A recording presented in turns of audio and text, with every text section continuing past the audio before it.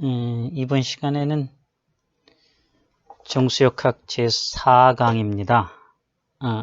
정수역학. 그래서 이렇게 11개의 절이 있는데 그것을 요약하면 4개로 나눌 수 있습니다. 먼저 정수역학이란 뭐냐? 정수, 움직이지 않는 물이죠. 근데 사실 움직이지 않는 물뿐만 아니고 정확하게 얘기하면 상대적인 운동이 없을 때의 물의 역학입니다. 즉 정지되어 있는 물도 포함하지만 등가 속도로 움직이는 물도 포함해요. 그 이유는 상대적인 정지라는 뭐냐면 물 입자가 2개가 있다고 그럴 때 2개가 같은 속도로 움직이면 서로 간에 상대적으로 속도차가 없겠죠. 이런 건 정지한 상태하고 사실 똑같아요. 그래서 그 얘기하는 겁니다. 그래서 이 안에서 다루는 것이 4가지를 다뤄요. 첫째는 정수압, 수압이죠. 그러니까 압력. 두 번째는 이런 정수압의 관계를 이용한 유압기라는 게 있습니다. 하이드롤릭 잭을 다룰 거고, 세 번째는 부력이요. 물에 뜨거나 그러는 거 부력이죠. 그 다음에 움직이는 물체, 등가 속도로 움직이는 물체 안에서 용기 안에 들어있는 유체의 움직임, 그걸 상대적 정지평형이라고 그러거든요. 그것에서 다룰 겁니다. 운동이 없어요. 운동이 없으면 힘 중에 작용하는 힘이 몇 가지로 제한이 됩니다. 그 중에 이제 지난 시간에 힘에 대해서 배웠죠. 힘이 2종류가 있다고 그랬어요. 하나가 최정력과 표면력이 있고, 최정력은 입자 하나하나, 분자 하나하나에 작용하는 힘이니까 중력, 관성력 그런 것들이고, 표면력은 방향에 따라서 수직으로 작용하는 힘과 평행하게 작용하는 힘인데, 수직으로 작용하는 힘이 압력이고 평행하게 작용하는 전단력이라고 그랬죠. 이 중에서 최정력은 중력하고 부력만 있어요. 관성력은 있을 수가 없죠. 움직이지 않으니까, 속도가 없으니까. 그 다음에 표면력, 압력만 작용해요. 평행하게 움직이는 속도 경사가 없으면 속도의 차이가 없으니까, 속도가 아니면 0이 된다든가 하니까 전단력은 작용하지 않습니다. 그 다음에 이제 압력부터 한번 생각해 봅시다. 정수압, 압력과 전압력이 있어요. 압력은 유체의 단위 면적당 작용하는 힘의 세기입니다. 따라서 압력은 응력의 단위를 가져요. 지난 시간에 힘과 응력에 대해서 얘기했죠. 응력이란 힘을 면적으로 나눈 거죠. 그러니까 이때 이제 압력이 응력의 단위를 갖는다고 그러면 당연히 단위가 뉴턴 나누기 제곱미터, 뉴턴 퍼 스퀘어 미터 이런 식으로 영어로 읽는다는데, 이걸 새로운 기호로 해서 파스칼이라고 얘기합니다. 파스칼은 나중에 나오겠지만 압력에 대해서 굉장히 잘 정리한 프랑스의 과학자예요. 그 사람 이름을 따서 파스칼이라는 단위를 만들었어요. 근데 파스칼이 뉴턴 나누기 제곱미터예요. 기호는 소문자 P를 써야 됩니다. 물론 대문자 P를 쓸 수도 있고 다른 걸 쓸 수도 있고 그런데 일반적으로 소문자 P를 쓴다고 생각해 주세요.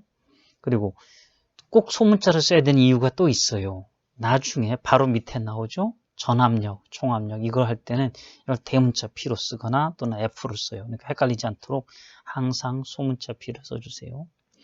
단위는 뉴턴 퍼 제곱미터인데 뉴턴이 힘이니까 힘을 이 절대 단위죠. 절대 단위가 아닌 공학 단위로 쓰면 킬로그램 종을 쓸 수도 있어요. 그러면 9.8 뉴턴 퍼 제곱미터가 1kg 중 나누기 제곱미터가 되겠죠. 이렇게 써도 돼요.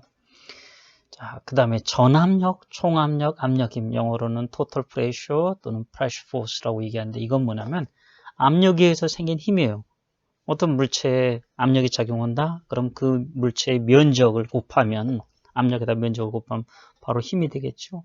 그래서 그게 전압력이나 또는 압력 힘이라고 표현합니다. 이건 힘이니까 당연히 단위는 F 또는 특별히 대문자 P로 이렇게 쓰기도 합니다. 그리고 단위는 뉴턴 또는 9.8 뉴턴이 바로 1kg 중이니까 이렇게 킬로그램 중을 쓰기도 하는데 가급적 앞으로는 뉴턴을 쓰기로 합시다. 특별한 이유가 없으면 뉴턴 좋습니다. 정수압, 정지된 유체 속의 수압에 대해서는 파스칼이라는 사람이 깔끔하게 아주 정리를 했어요. 그래서 파스칼의 원리라고 그러는데 사실 이 중에 전체를 파스칼의 원리라 얘기도 하고 또 뭐 세 번째만 얘기도 하는데 일단 우리는 세 개 다라고 생각을 합시다. 첫 번째는 정지 유체 중에 압력은 면에 항상 수직이다라고 표현할 수 있는데요. 사실은 이거는 압력이라는 말 자체가 면에 수직으로 작용하죠. 그러니까 그 말이 그 말이에요. 그러니까 압력은 수직으로 작용하는 걸 압력이라 하는데 여기 정지 유체니까 당연히 압력은 면에 항상 수직으로 작용하겠죠. 똑같은 말입니다. 두 번째는 정수라는 건 움직이지 않는 물이에요. 한 점에 작용하는 압력은 모든 방향에서 일정하다. 자, 점이라고 그랬어요. 점은이란 말은 수학적으로는 뭐라고 표현했으면 위치만 있고 크기가 없어요. 한 점이에요. 근데 여기에 압력이 모든 방향에서 일정해야 돼요. 안 그러면 어떤 일이 벌어질까요? 여기 점이 하나 있는데 E라고 하는 점인데 위에서 작용하는 힘과 아래에서 작용하는 힘, 오른쪽 왼쪽에서 작용하는 힘이 다르면 어떻게 될까요? 만약 위에 게 더 크다. 그럼 얘가 아래로 입자가 움직이겠죠? 그러면 뭐가 위배돼요? 정수중이란 말이 틀리단 말이죠. 정수중은 안 움직이는 유체니까. 그래서 안 움직인다는 얘기는 뭐냐면 모든 방향에서 같다. 이렇게 되겠죠. 그걸 이제 이 2번을 유도를 하려면 이렇게 조그마한 미소 삼각형을 만들어 놓고 이 힘들이 어떻게 걸리는가라고 해서 계산해 보면 알 수 있어요. 근데 뭐 그런 자세한 설명은 생략하도록 할게요. 어쨌든 알아둡시다. 요게 충분히 작다면 굉장히 작은 한 점이라고 생각한다면 뭐 좌우 상하에서 작용하는 압력은 다 같다. 그런 얘기입니다. 세 번째는 밀폐된 용기 중에서 밀폐돼야 돼요. 그래서 완전 밀폐된 용기 중에서 정지 유체가 있는데 어떤 상자 안에 정지 유체가 있는 안 움직이는 유체가 있어요. 그중에 한 놈한테 압력을 가하면 얘가 뽀르르 하고 전달돼 가지고 모든 유체 중에서 일정하게 여기다가 압력을 델타 P만큼 늘렸다. 그럼 다른 데도 압력이 똑같이 델타 P만큼 늘어나게 된다는 얘기예요. 이것은 나중에 굉장히 중요하게 쓰입니다. 이 세 가지를 파스칼의 원리라고 그래요.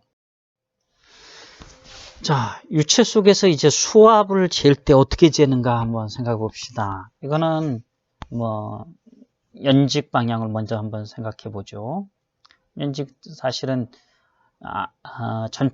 좌우에 대해서도 생각할 수 있지만 연직 방향만 먼저 생각해 볼 거예요. 자, 모든 힘, 여기에 작용하는 모든 힘의 합은 제로여야겠죠? 0이어야 돼요. 그래서 압력 변화하고 이걸 이제 이 부분은 뭐냐면 이것이 이 유체의 웨이트예요. 이걸 가지고 해보면 dg분의 dp, 그러니까 미분이죠. dp 오버 dg는 마이너스 갬마. 그러면 p는 어떻게 되냐면 상수에다가 마이너스 갬마 z 이렇게 나오겠죠. 예. 그런데 거기서 이 상수를 여기 이 위치에서 수표면에서 생각한다면 z가 얼마가 되냐면 0이에요. 0이니까 당연히 여기 압력이 PA가 되겠죠. 이쪽 항이 없어지고. 그 다음에 만약에 그것을 H만큼 아래로 잡으면 어떻게 되냐면 P는 PA 플러스 감마 H가 돼요. 그러니까 주의할 거. H라는 놈은요. 위에서 아래 방향으로 잡은 거예요. 이 방향으로. Z는 아래에서 윗방향으로 잡은 거예요. 그래서 부호가 달라져요.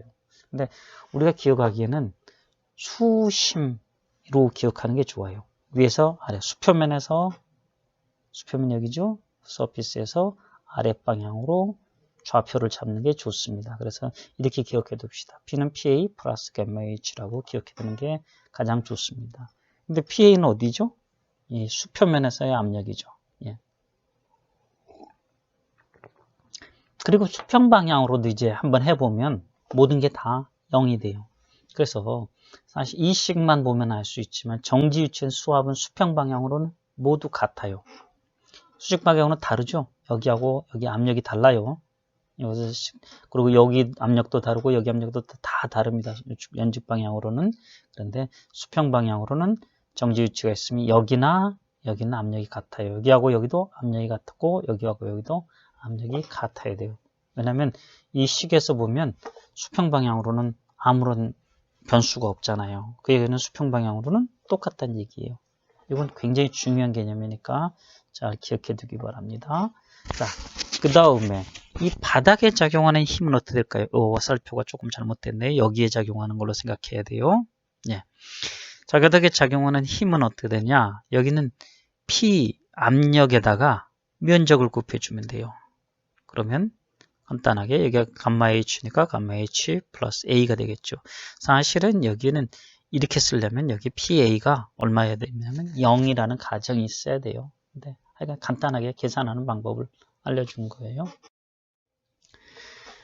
예제를 한번 볼까요? 수중의 두 지점에서 압력을 측정하였더니 P1이 15,000 파스칼이죠. 파스칼이고 P2가 28,000 파스칼이었다. 두 지점 간의 거리차를 계산하라. 단 단위 중량 갬머는 10,000 파스칼, 뉴턴 나누기 세제곱미터로 가정하라. 왜 이렇게 가정했을까요? 이게 값이 얼마죠? 원래 정확하게 9,800이죠. 그런데 9,800으로 나누기 귀찮잖아요. 그러니까 가끔 이렇게 가정해도 돼요. 간단하게 계산하려면. 사실 여기서 이것도 gamma를 만으로 계산하고 한 거예요. 자, 봅시다. 두 점에다 이제 지정해 봅시다. P2는 P1에다가 두 사이 거리, 연직거리죠. 연직거리, 감마 H 이렇게 쓸 수가 있어요. 그럼 H는 감마분의 P2 마이너스 P1이니까 10,000분의 28,000 마이너스 15,000 하면 1.3이 나오겠죠. 자, 여기서 우리가 이제 거꾸로 유출을 한번 해봐야 돼요. 감마가 10,000이니까 P1은 지점의 수심으로 보면 얼마일까요? 수심으로 1.5m예요. 얘는 P2는 지점이 수심 2.8m인 지점이죠. 그러니까 거리가 얼마? 2.8에서 1.5를 빼면 1.3m. 암산으로 할 수 있겠죠. 네, 이렇게 생각하면 돼요. 자, 그 다음 건요. 그림 같은 용기에 서로 섞이지 않는 액체가 담겨 있다. 세 층으로 됐네요. 그럼 비중은 위에 게 제일 가벼울 거고 중간 거, 그 다음에 아래 게 제일 무거워요. 비중이 0.80, 1.75, 13.6이래요. 13.6이니까 아하, 이 녀석은 수은이군요. 예, 수은이에요. 이건 아마 벤젠인지 뭔지 모르겠네. 가벼운 액체예요. 자, 유체의 깊이는 각각 이게 0.30m, 0.35m, 0.25m입니다. 점 1, 2, 3에서 1, 2, 3에서 정수합을 구하라. P1은 그러면 P0, 여기 면에 작용한 압력에다가 이만큼의 작용한 압력을 추가하면 되죠. 그럼 PA는 여기고 갬모 플러스 D1인데 자, 여기는 얼마로 보면 될까요? 대기압. 이때는 안 주면 그냥 0으로 주면 돼요. 대기압은 뭐 특별한 얘기가 없으면 0으로 생각하면 가장 좋습니다. 플러스 0.80 곱하기 9.8 이게 얘의 단위 중량이죠. 얘의 단위 중량은 1.75 플러스 곱하기 9,800 얘의 단위 중량은 13.6 곱하기 9,800이에요. 거기다가 높이를 각각의 높이를 곱해서 계산하면 여기 2,352, 8,354.5 41,674.75가 되겠죠. 그래서 파스칼로 계산이 됩니다. 간단하죠? 예. 자, 유압기. 유압기는 영어로 하이드롤릭 잭이라고 그래요. 하이드롤릭 잭. 여러분들 혹시 자동차 수리하는 데 가면 잭키라는 말을 쓰죠? 자동차 공구등에도 있죠. 잭키라는 말이 자동차 들어올릴 때 타이어 같은 거 가려고 그럴 때 들어올리는 거 있죠. 그게 잭인데 보통 소형차에는 그 수동 기어식이 들어가 있어요. 기어식 잭이 들어가 있는데 기어식 잭 말고 이제 배터리 가게 같은 데 가면 쓰는 큰 거 있어요. 그거는 이렇게 눌러가지고 하는 건데 그게 하이드롤릭 잭이에요. 이거는 조그만 힘을 주어가지고 큰 힘을 내도록 만든 거예요. 그리고 또 하이드롤릭 잭은 어디서 볼 수 있냐면 덤프 트럭 같은데 쫙 그 적재함을 들어올리면 그 밑에 쇠 파이프 같은 게 하나 나오죠. 금속재 파이프. 그게 하이드롤릭 잭입니다. 그리고 백호 같은 데도 위쪽에 금속 파이프 보이죠? 그게 하이드롤릭 잭이에요. 이거는 파스칼의 원리 3번을 이용한 거예요. 뭐냐면 밀폐된 시스템, 여기 딱 이렇게 밀폐가 돼 있어요. 여기다가 한 지점에다 압력을 추가해요. P라는 압력을 주죠. 그러면 여기에 압력이 P면 여기 간 전체 힘은 F1, P1, A1이니까 F1이라는 힘이 걸리겠죠. A1은 요것의 단면적이에요. P2. 여기다 똑같은 P, 그렇게 하면 여기도 똑같은 압력 P가 걸린다는 얘기예요. 그러면 P는 어떻게 되냐면 F2가 돼. 거기다가 A2를 곱하면 F2가 돼요. 이때 파스칼의 원리에 보면 여기 압력하고 여기 압력이 같아야 돼요. 내가 여기다가 예를 들면 200만큼 200파스칼을 가해줬다. 그럼 여기도 200파스칼이 힘이 생기는 거예요. 압력이 생기니까 좌우 압력이 같아야 되죠. 압력이 같으니까 A1분의 F1은 A2분의 F2가 되고 F2를 정리하면 A1분의 A2의 F1이 되죠. 따라서 여기다가 이게 A1하고 F2가 여기는 작고 여기는 크다고 생각해 봐요. 이 비율이 여기가 1일 때, 면적이 1일 때 여기가 10이라고 하면 10배 늘어난다 그러면 여기다 내가 1이라는 힘을 주었을 때 F2는 10배의 힘이 생긴다는 거예요. 지뢰하고 비슷해요. 그래서 큰 힘을 만들어내기 때 쓰죠. 그래서 중기나 그런 데 자주 쓰이는 게 이 하이드롤릭 잭입니다. 유압기예요. 또는 수압기라고 그러기도 해요.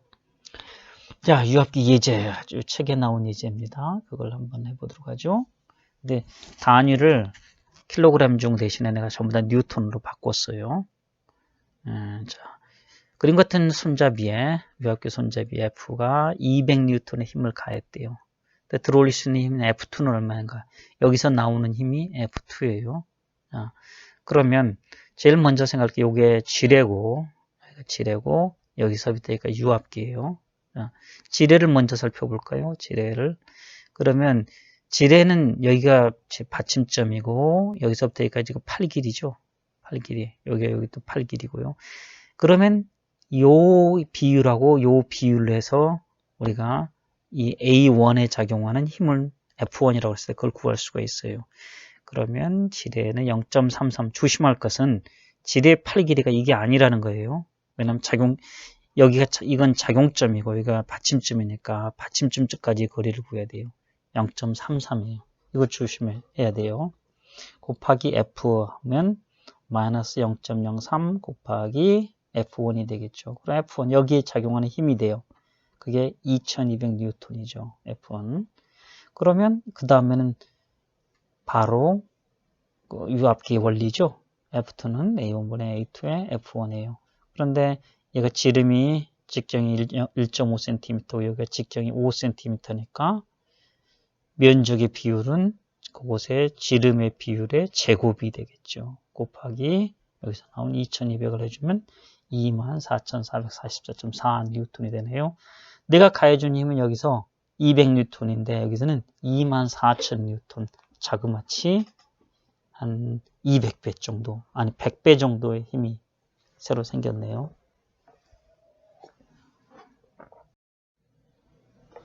여기가 760입니다. 760mm HG예요. 이걸 어떻게 측정했냐면 이렇게 했어요. 이제 가느다란 긴 튜브를 하나, 관을 가져다가 여기다가 수은 반드시 세우고 수은을 가득 채워요. 그 다음에 큰 수은 대야 같은 용기에다가 수은을 가득 채우고 얘를 거꾸로 딱딱 세운 거예요. 그러면 수은의 무게 때문에 이가 내려가다가 어느 순간에 멈추더라라는 거죠. 그 멈춘 높이가 일정하게 여기가 766mm. 그러니까 76cm에서 멈춘 거예요. 0.76m에서. 자, 그럼 아까 그 얘기를 한번 다시 생각해 봅시다. 정지된 유체에서 수평으로 가면 뭐라고요? 압력이 같다고 그랬죠? 따라서 B 지점의 압력하고 이 지점의 여기 관 안의 압력하고 여기의 압력은 같아야겠죠? 자, 여기의 압력, B 지점의 압력, 작용한 압력은 뭐만 있냐면 대기압밖에 없어요. 근데 이 지점에 작용한 압력을 볼까요? 이 안은 여긴 증기라고 했는데 이거 틀렸어요. 증기 아니에요. 여기 진공이에요. 진공. 완전히 비어 있어요. 그러면 압력은 여기 작용한 압력은 당연히 얘 감마에다가 H 높이밖에 없죠. 그게 그래서 760mm라는 높이에다가 Hg 그 단위 중량을 곱하면 돼요. 이것을 물기둥으로 환산하면 물은 수온이 물보다 16배, 13.6배 무겁죠. 그러니까 물기둥의 높이로 환산하면 10.33m가 됩니다. 그리고 그것을 압력으로 계산하면 물의 단위 중량, 아까 뭐라고 그랬냐면 9,800이라고 그랬죠. 9,800 뉴턴 나누기 입방미터고 높이가 10.33m예요. 그러니까 곱하면 10만 1300 파스칼이라는 압력이 나옵니다. 이게 대기압이에요. 표준 대기압. 자, 그런데 이 숫자가 너무 크죠. 그래서 보통은 1013 헥토파스칼이라고 해요. 헥토라는 말은 100이라는 뜻이에요. 100 두 자리 빼버리고 1013 헥토파스칼로 계산합니다. 1013 헥토파스칼인데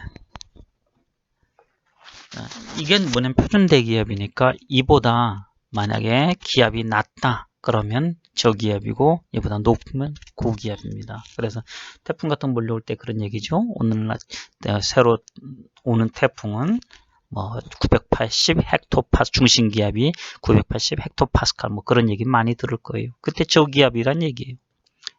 자, 이렇게 측정한 압력은 사실은 완전한 진공이라는 건 압력이 하나도 없는 거예요. 근데 진공을 기준으로 해서 측정한 압력입니다. 왜냐하면 여기가 진공이니까. 예, 진공이에요. 그래서 압력이 하나도 없는 거예요. 그래서 요 압력, 지금 1013 헥토파스칼 자체는 진공을 기준으로 측정한 거예요. 자, 그런데 한번 생각해 봅시다. 우리 몸을 공기가 지금 1013 헥토파스칼로 누르고 있어요. 그런데 우리는 그걸 못 느끼죠. 하나도 못 느껴요. 물속에 들어가면 물론 압력을 느끼는데 공기 중에서는 하나도 못 느낀다는 거죠. 자, 그러면 압력이 얼마? 그랬을 때 지금 표준 우리가 대기압 속에 있는데 1013 헥토파스칼이 나를 누르고 있는데 하나도 못 느낀다.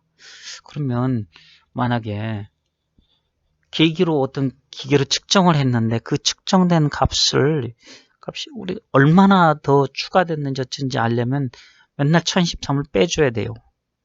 그래서 머리 아프죠? 그러면 자, 여기에 파이프가 하나 있는데 이 파이프 안에 압력이 얼마인가 알고 싶은데 그것을 기계로 가서 측정을 하려고 하니까 맨날 1013을 빼줘야 된다?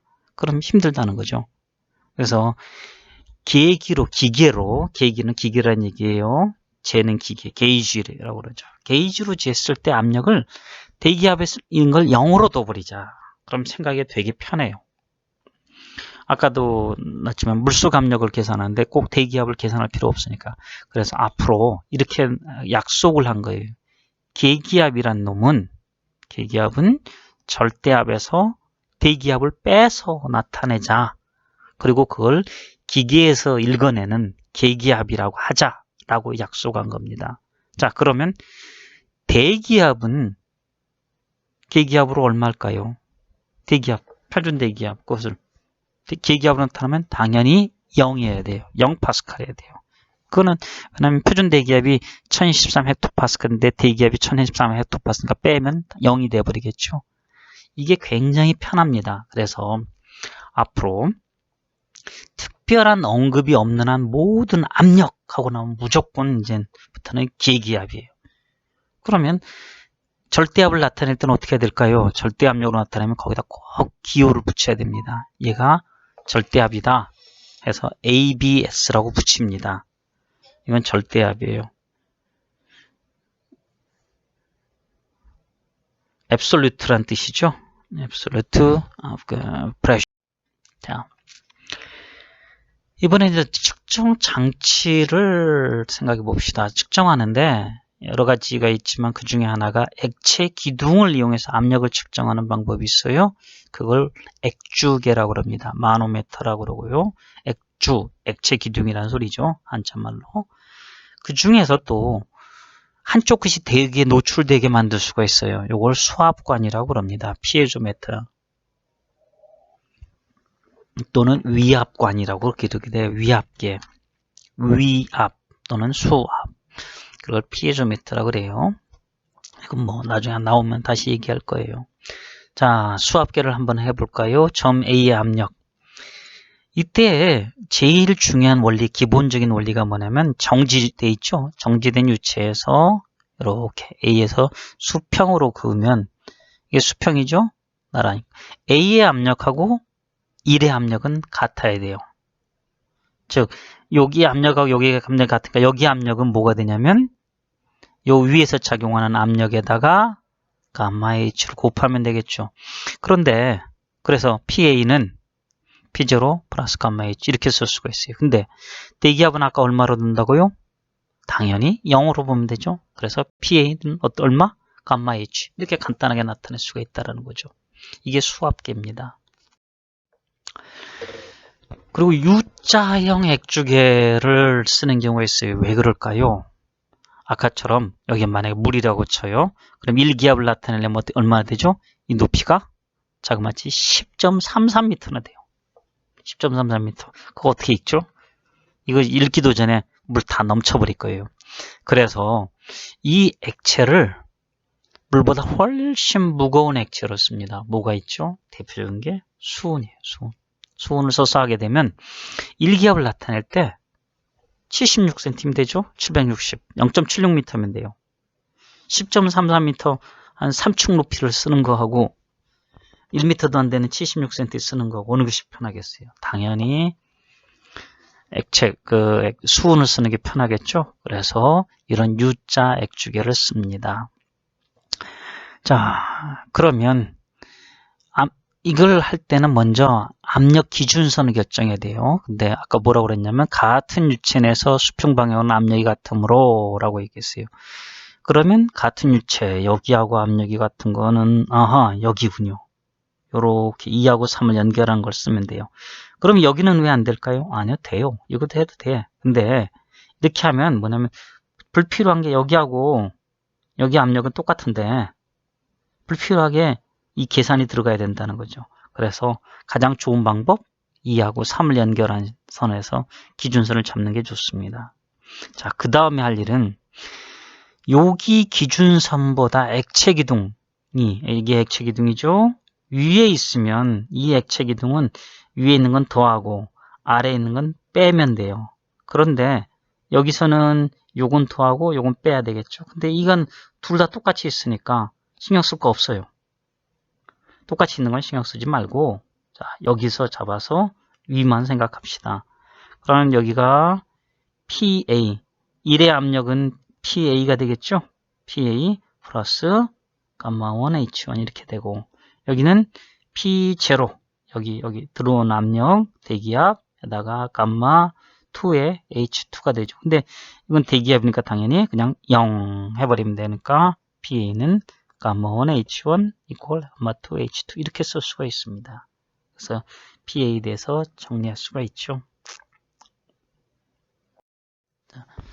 역유자 거꾸로 그 두 관사를 연결하는데 이 관의 사이에 압력이 굉장히 작을 때는 반대로 여기다 가벼운 유체를 넣을 수 있어요. 그러면 가볍다면 어떻게 됩니까? 이게 변화가 많겠죠. 조그만 압력에도. 그래서 굉장히 정밀하게 측정할 수가 있어요.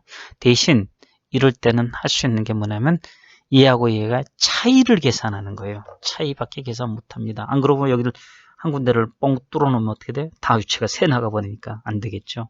자, 먼저 해야 될 일은 압력 기준선을 정하는 거예요. 압력 기준선 여기입니다. 그리고 이 유체기는 기준선보다 위에 있으면 더하고 아래에 있으면 빼줘야 돼요. 근데 이 위쪽은 여기나 같아요. 그러니까 필요 없어요. 여기서 아래만 생각하면 됩니다. 자, PA 여기 압력이 PA예요. 그리고 얘네 둘이 이 기준선보다 아래에 있으니까 이 둘을 빼주면 돼요. 감마 1H1, 감마 2H2.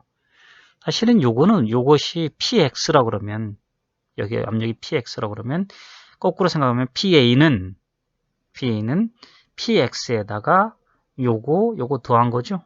그걸 그 위치를 바꾸면 이렇게 되는 거죠. 예. 그다음에 PB 여기 압력에다가 빼기를 이만큼을 빼주면 돼요. PU 감마1에다가 H3를 해주면 됩니다. 그러면 정리하면 PA하고 PB의 압력 차이를 계산할 수 있죠. 이건 외우지 마세요. 이런 건 외우지 말고 그냥 원리를 이해하는 거예요. 아까 U자형 X축에 뭐라고요? 기준선 잡고 이역인말 기준선보다 유체기둥이 위에 있으면 더하고 기둥에는 압력을 더하고 유체기둥이 아래에 있으면 기둥에는 압력을 뺀다. 그것만 알면 됩니다. U자형 X축의 문제네요. 볼까요? 그림같이 밀폐된 탱크 안에 공기와 기름이 들어있다. 근데 기름의 비중이 0.9네요. 압축되어 있다. 수온을 연결한 U자간이 그림같이 연결되어 있고 이렇게 HN은 5cm, H2가 10cm, H3가 20cm일 때 기기에서 나타내는 압력을 계산하라 그랬어요. 먼저 오일, 기름하고 수온의 그 단위 중량을 구해놔야 돼요. 그러면 비중에다가 물의 단위 중량 곱하면 오일은 8,820이고 수온은 133,280이네요. 그리고 이제 여기를 기준으로 1, 2를 기준으로 해서 기준면을 잡는 거죠. 기준은 좌우의 압력. 1의 압력은 뭐냐면 여기서 작용하는 압력, 공기 압력이죠. 압력계에 나타나는 압력이에요. 거기다가 기름의 감마 오일에다가 그 다음에 높이가 H1 플러스 H2죠.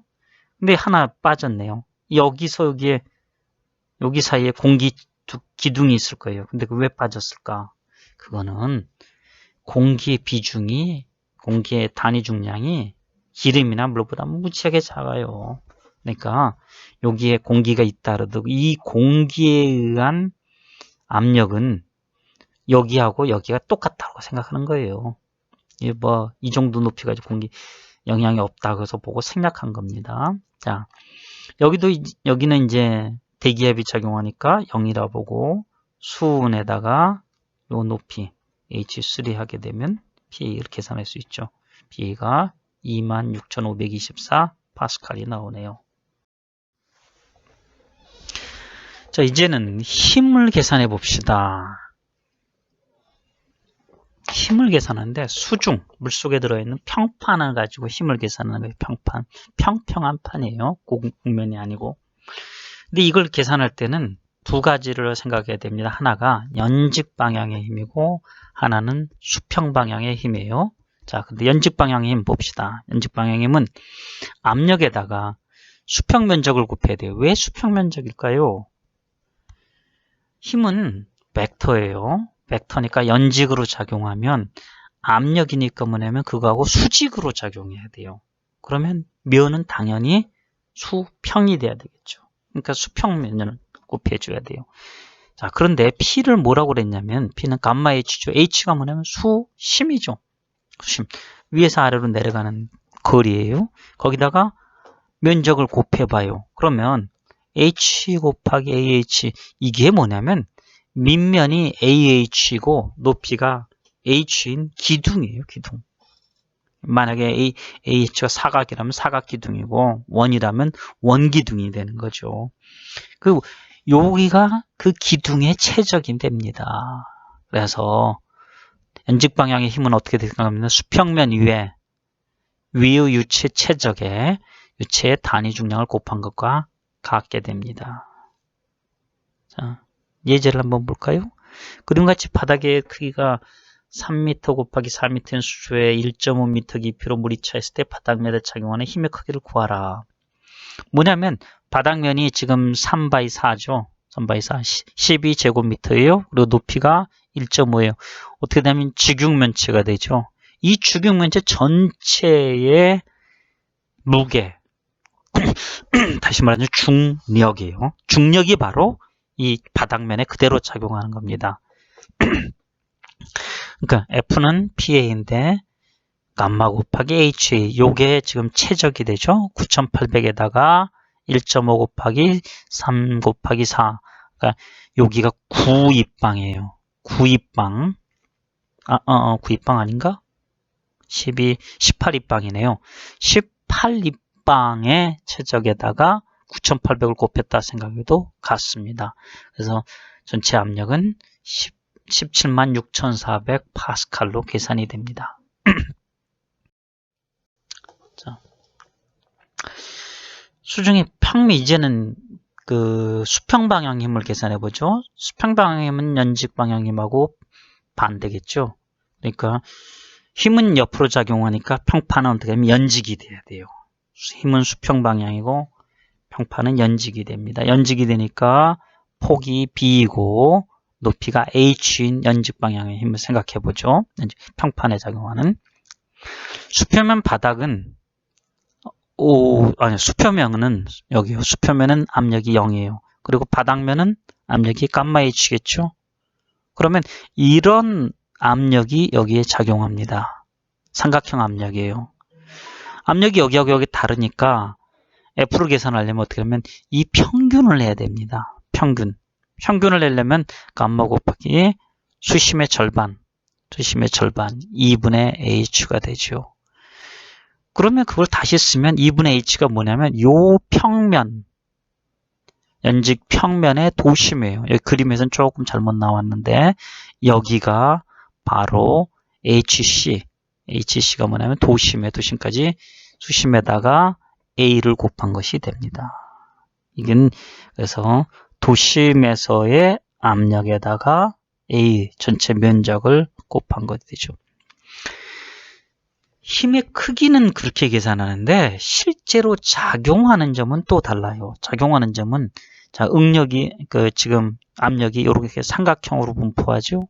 삼각형으로 분포하면 압력을 사실 다 모은 것은 어디냐고 생각할 수 있냐면 이 압력 분포의 도심입니다. 삼각형이니까 도심이 어디 있냐면 아래에서부터 3분의 1, 위에서부터 3분의 2인 지점이 있어요. 이걸 이제 계산을 하는데 이거 삼각형이니까 금방 계산할 수 있죠. 그러면 높이가 요거 그리고 깊이를 HP라고 해요. 이걸 작용점이라고 합니다. 작용점은 삼각형은 그냥 계산할 수 있는데 삼각형이 아닌 경우는 그냥 계산 못해요. 삼각형이 아니죠. 참 사각형 평판은 그냥 계산할 수 있는데 사각형이 아닌 경우는 계산하지 못합니다. 그래서 그걸 유도하는 식이 따로 있어요. 요건 꼭 기억해 줘야 됩니다. 작용점까지 깊이는 두심까지 깊이에다가 플러스 이게 단면 2차 모멘트라고 그래요. 단면 2차 모멘트를 HC 곱하기 A로 나눈 것은 이렇게 계산합니다. 이 식도 꼭 기억해 줘야 될 식 중에 하나입니다. 자, 그러면 단면 2차 모멘트가 얼마냐는 거죠. 단면 2차 모멘트 우리가 기억해야 될 것은 이 세 가지 정도입니다. 단면 2차 모멘트 있어요. 12분의 여기가 B고 여기가 높이가 A예요. 여기 높이를 H로 쓰는 게 나았을 텐데 하여간 이 측에서는 그렇게 했네요. 그러면 12분의 BA의 3승, 높이의 3승입니다. 이해되겠죠? 자, 요걸 좀 기억해 두세요. 12분의 BA, BA도 좋고 H도 좋고 12분의 BA 3승. 삼각형의 경우는 이게 36분의 BA 3승입니다. 3분의 1이에요. 36분의 BA 3승이고 원의 경우는 4분의 파이 R의 4승입니다. 그래서 요 세 가지는 반드시 기억해 주기 바랍니다. 그래서 사각형일 때 이 값을 앞에 저기다 넣으면 그게 수중평판에 작용한 힘에 대한 예제를 한번 풀어보겠습니다. 여기서 사용하는 예제는 이런 거예요. 수문이 있고 양쪽에 물이 채워져 있습니다. 그러면 이쪽에서 힘이 작용할 거고 이쪽에서 힘을 계산하고 모멘트를 계산하고 합력과 그 작용점을 계산하라 라는 거죠. 자, 주어진 문제는요. 다음과 같은 폭 2m의 직사각형술에 설치된 수문에 작용하는 힘과 작용점을 구하라 그런 문제예요. 물의 단위 중량 감마는 10kN 나누기 입방미터로 가정하라 라고 되어 있네요. 그러려면 감마를 이렇게 주면 힘도 킬로뉴턴으로 계산하는 게 편하겠죠. 그래서 모든 이제 힘 단위는 킬로뉴턴으로 생각하면 됩니다. 그래서 왼쪽에 작용하는 힘 F1이라고 하면 F1은 감마 HC1 곱하기 A1. 그러면 이거 10이고 감마가 H는 수심의 절반이니까 3. 그 다음에 A는 6 곱하기 2 하면 이렇게 되겠죠. 그러면 그 작용하는 힘은 360kN입니다. 그리고 작용점은 이 식에 넣어서 계산하면 돼요. 직사각형이니까 12분의 2 곱하기 6의 3승이 될 거고 넣어서 계산하면 4m. 이 4m란 얘기는 여기서부터 수면에서부터 4m 위치에 F1이 작용한다 라는 얘기예요. 자, 오른쪽에 작용하는 수면 오른쪽에 작용하는 힘은 마찬가지로 계산하면 90kN이죠. 여기에 90kN이 작용할 거예요. 근데 작용점은 마찬가지로 계산하면 2m인데 2m라는 얘기는 수면에서부터 2m 여기에 작용한다는 얘기죠. 바닥에서부터는 1m 높이가 되겠죠. 그럼 두의 힘의 합은 어떻게 되냐면 F1은 이 방향으로 작용하고 F2는 이 방향 반대로 작용하니까 빼면 270이 됩니다. 이게 F예요. 270kN. 얘 이제 합력의 작용점에 대해서는 모멘트를 가지고 계산하면 돼요. F1은 요 5를 중심으로 모멘트는 이 방향, F1의 모멘트는 이 방향이고 F2의 모멘트는 이 방향이니까 계산하면 Fx 곱하기 X 거리를 하면 X가 2.33. 자, 수중의 곡면에 작용하는 힘을 볼까요? 수중의 곡면에 작용하는 힘은 역시 마찬가지로 연직력하고 수평력을 나누어서 계산합니다. 연직력은 아까 계산했던 것, 또 평면에 대해서 계산했던 것 똑같아요. 다만 다른 게 하나 있다면 이렇게 곡면이 있을 때 곡면에다가 위에다가 이렇게 벽을 세워요. 요 벽 안에 그러면 어떤 이런 물기둥이 생기겠죠? 이 물기둥 안에 들어있는 물의 무게하고 같습니다. 그리고 작용점은 이 단면의 물기둥의 무게중심입니다. 거기를 통과하게 돼요. 예. 이게 연직력이고요. 수평력은 여기 그 단면이 있으면 이 단면을 옆에서 바라봐서 수평 방향으로 투영을 합니다. 그러면 이 경우는 옆에서 바라봤을 때 뭐가 될까요? 사각형이 되겠죠? 직사각형? 그 직사각형에 작용하는 힘이 바로 수평력입니다. 그리고 작용점은 마찬가지로 직사각형 했을 때 계산하는 방법과 똑같아요. 그러니까 수평면에서 볼 때는 옆에서 투영면적으로 보고 연직력을 볼 때는 이 곡면이 밑에 바닥이 되는 거죠. 이렇게 생각하면 간단합니다. 그리고 합력은 이 수평 방향 제곱하고 연직 방향 제곱을 해서 더한 다음에 루트 씌우면 되는 거죠. 피타고라스 정리에서 나오는 거죠. 예. 곡면에 대한 예제를 한번 보죠. 길이 1m, 반지름 1mm의 원형관에 정확하게 물이 반에 차서 흐를 때 호 BC 여기서부터 여기까지 반지름 1m네요. 작용하는 합력의 크기와 방향 자격점 구하라. 자, 수평 방향 힘 뭐라고 그랬죠? 수평 방향 힘은 여기에 투영면적 보니까 직사각형이네요.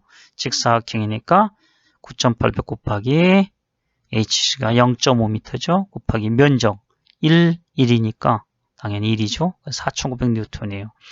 연직 방향은 뭐냐면 여기에 담겨져 있는 물의 양을 계산하면 돼요. 물이 그러면 9,800에다가 그 다음에 V, 볼륨이죠. 최적인데 최적이 뭐냐면 4분 1에다 저쪽으로 1m니까 그게 이제 최적이에요. 요게. 거기 그렇게 하면 7,697N이 됩니다. 합력은 그걸 이렇게 계산하면 되고 세타. 요 세타는 수평분의 연직. 요 세타니까 여기 분의 요거 되겠죠? 요것에 아크 탄젠트를 계산하면 57도 정도가 나오네요. 58도 정도요. 이렇게 계산되죠. 부력은요, 뜨게 만드는 힘이죠. 그걸 처음으로 발견한 사람이 아르키메데스예요. 그래서 그런 얘기 많이 들어봤을 거예요. 목욕탕에서 있다가 물이 넘치는 걸 보고서 부력의 원리를 알았다 하면서 유레카 하면서 빨개 벗고 뛰어갔다는 얘기가 유명하죠. 아르키메데스는 그것을 그 발견을 통해서 이런 정의를 냈습니다. 부력이란 물체가 배제한 유체의 중량과 같고 방향은 연집 윗방향이다 라고 정의를 했습니다. 그게 뭐냐면 부력은 유체의 단위 중량, 지금 보면 여기에 유체의 단위, 요게 유체죠. 요게 고체고, 자, 유체의 단위 중량, 요 유체예요. 게다가 물체가 배제한 유체의 최적, 물체가 원래 여기는 물로 채워져 있었죠. 근데 이 물체가 들어오면서 이걸 쫓아낸 거죠. 여기에 최적하고 같다는 거예요. 그러면 결국은 다시 말하자면 이 부피 안에 들어있는 물의 중량하고 같게 되는 거죠. 그게 부력이에요. 그래서 수면 물체에 대해서 이걸 다시 정리해요. 수면에 떠 있는 물체예요. 정리하면 중력하고 중력 W하고 부력이 같아야 돼요. 그래서 근데 이 물체의 무게라는 것은 물체의 단위 중량에다가 물체의 최적이죠. 그러니까 물체의 단위 중량 깸머가 될 거고 거기다가 전체의 최적입니다. 그것이 부력과 같아야 되는데 부력은 여기 유체의 단위 중량에다가 여기 최적하고 같아야 되죠. 이런 관계가 나옵니다. 그래서 이 관계를 잘 활용하면 여러 가지 응용을 할 수가 있습니다. 자, 수중물체라고 해보죠. 수중물체란 수중중량에서 부력을 뺀 겁니다. 그러면 부력이 중량은 아래로 작용할 거고 부력은 이렇게 작용해요. 그런데 보면 어떤 물체가 그래서 이제 이걸 식으로 정리하면 감마 V 마이너스 감마 W 이거 액체 중량이 단위 중량이죠. 곱하기 V 최적이 같죠. 왜냐하면 물에 잠겨 있으니까 그냥 자기 최적하고 배제한 최적이 같아요. 그러면 이렇게 묶을 수가 있겠죠. 자, 그러면 여기서 어떤 물체의 단위 중량이 물보다 무겁다면 이 값이 플러스가 됩니다. 플러스가 된다는 얘기는 남아 돌아요. 그럼 얘가 수중 중량이 무거우면 얘가 밑으로 가라앉겠죠. 가라앉지 않게 하려면 어떻게 해야 돼요? 그만큼의 힘으로 위로 당겨줘야 돼요. 그게 수중 중량이 되는 거죠. 그래서 물속에 10kg짜리 물체를 집어넣었더니 부력이 10N짜리 물체를 집어넣었더니 부력이 5N에 작용했다. 그러면 5N만큼 힘을 줘야지 안 가라앉고 버틴다는 얘기죠. 반대로 물체가 물보다 가볍다. 그러면 어떻게 되면 얘가 마이너스가 돼요. 마이너스 된다는 얘기죠. 뭐죠? 우리가 자꾸 뜨려고 그러는 거죠. 안 뜨게 만들려면 밑에다 힘을 가해줘야 된다는 얘기죠. 그게 이 수중 중량의 원리입니다. 자, 이걸 이용해서 비중계라는 걸 만들 수 있어요. 비중계라는 건 비중을 재는 기구예요. 비중을 재는 기구. 어떻게 되냐면 이렇게 원통이 있고 원통에 정확한 단면적이 0.1제곱cm이고 그 밑에 최적인데 이 최적이 1.0제곱cm예요. 그걸 딱 물에 집어넣으면 비중의 이 액체 바깥에 있는 액체의 비중에 따라서 얘가 올라가거나 내려가거나 그것도 멈추게 됩니다. 이 기름이 떠 있어요. 자, 그러면 비중계 전체 무게하고 비중계 전체 요 안에 들어가 있는 유체를 통해 하고 마찬가지로 요거하고 얘를 밀어 올리려는 부력이 같아야 돼요. 그럼 부력은 어떻게 계산한다냐면 얘 전체 최적에다가 이게 최적이죠. 여기에다가 요 높이를 곱한 거하고 요것의 최적인데 이거를 지금 여기 나온 건 세제곱센티미터로 된 센티미터 단위니까 그걸 제곱미터 단위, 세제곱미터 단위로 바꾸려면 10만 마이너스 6승 곱해줘야 됩니다. 이게 최적이에요. 최적에다가 여기 액체의 단위 중량 9,800에다가 비중, 오일의 비중이죠. 그걸 곱해주면 되죠. 그게 그러면 액체의 단위 중량이 됩니다. 이것이 뭐가 같으냐면 요것의 무게하고 같아야 됩니다. 무게가 0.015 뉴턴이래요. 뉴턴 단위로 좀 계산한 거죠. 그러면 오일이 얼마냐면 오일의 비중은 0.999가 된다는 얘기죠. 이렇게 계산하면 됩니다. 부력과 이제 부채 안정인데 이 부분은 우리가 나중에 케이슨이라든지 선박이라든지 그럴 때 다룰 때 자주 쓰는 것 중에 하나입니다. 이거 여기서는 우리 뭘 생각했냐면 부심하고 중심이라는 개념을 먼저 생각해야 됩니다. 그런데 그 부심은 뭐냐면 부력이 작용하는 중심이에요. 부력은 여기에 작용해요. 중심은 물체의 무게, 중량이죠. 중력이 작용하는 센터라고 생각하면 돼요. 이 두 개가 힘이 작용하면 이렇게 작용하면 어느 경우에는 이게 약간 물체가 이렇게 기울어졌을 때 원위치로 되돌리려는 힘이 작용하고 어떤 경우에는 되돌리는 게 아니고 오히려 엎어져 가지고 못 돌아오게 하는 그런 상태가 됩니다. 자, 이 경우를 한번 보죠. 부심이 위에 있고 중심이 밑에 있으면 만약에 이걸 약간 이렇게 흔들었다 쳤을 때 어떻게 됩니까? 위로 이렇게 돌아가려는 힘이 생기겠죠?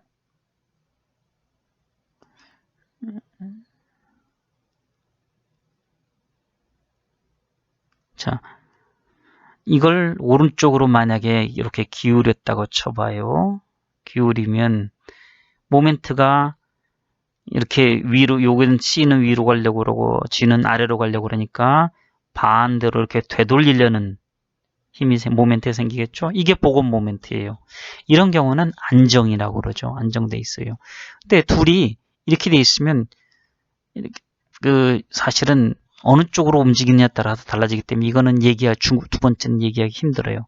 세 번째 한번 캐스 볼까요? 이런 경우에는 만약에 이걸 내가 조금 이렇게 움직였다고 쳐봐요. 그런데 이 경우는 뭐냐면 C는 위로 올라가려고 하고 G는 아래로 내려가려고 하니까 계속 더 돌아가게 만드는 거죠. 반대로 되돌리려는 게 아니고 오히려 이런 경우는 전도, 엎어뜨리려는 모멘트가 작용하죠. 이럴 때는 불안. 그래서 이걸 이제 계산하는 데는 경심이라는 개념을 이용합니다. 메타센터라고 그래요. 경심 어떻게 계산하냐? 그것까지 여러분이 신경 쓸 필요 없다고 난 봐요. 다만 무게중심 G하고 여기 G가 있죠. 여기 G하고 부심 C를 부심이 있어요.